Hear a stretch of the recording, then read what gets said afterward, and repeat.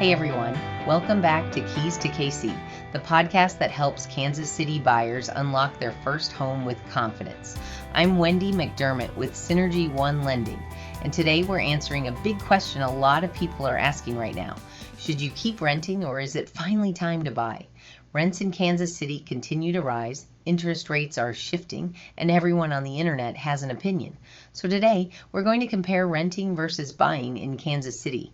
And I'll even stack KC up against a couple of other cities like Denver and Nashville, just to show why KC is getting so much attention right now.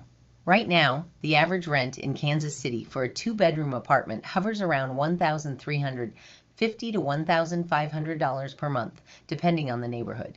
Meanwhile, the median home price in KC is around $290,000 to $310,000, still dramatically lower than national averages. So let's compare monthly payments on a starter home. Home price, $300,000, 5% down payment, estimated mortgage plus taxes plus insurance, around $2,000 per month. Yes, that's higher than rent. But here's the big difference. In one scenario, you're building equity. In the other, you're building your landlord's equity. And when you zoom out over the long term, buying starts to win. Let's compare that same $300,000 price point to other cities attracting young professionals. Kansas City, $300,000 buys a 3-bed home with a yard. Nashville, $300,000 gets you a condo outside the city. Denver, $300,000 might get you a studio, if you're lucky. In KC, your dollar goes further. Many people moving here from higher cost cities are blown away when they learn they can buy a house with a garage, a yard, and a driveway, things that are considered luxury in cities like Denver or Nashville. Every time you make a mortgage payment, part of that payment becomes equity. Money you keep. If your home appreciates at just 3% per year, which has been very normal in Kansas City, a $300,000 home gains roughly $9,000 in value in 12 months. Meanwhile, with rent, no return, no equity, and your rent can increase every 12 months. Buying isn't just about owning a home. Buying is about owning your future.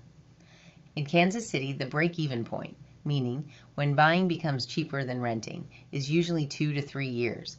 After that, you're often spending less per month than you would renting because your housing cost is fixed. Renters don't get that.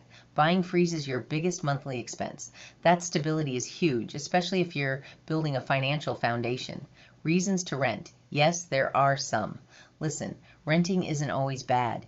Rent if you don't want to stay in KC for more than 2 years, if you're aggressively paying down debt, if you don't have savings for emergencies, or if your job situation isn't stable yet.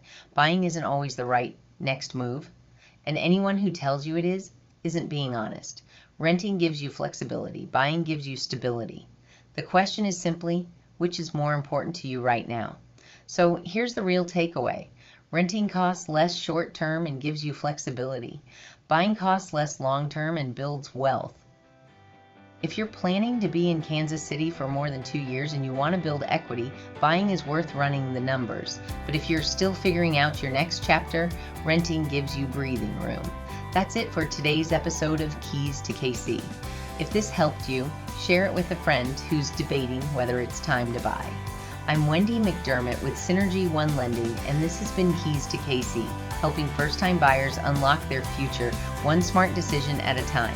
See you next week when we talk about first-time buyer programs in Kansas City.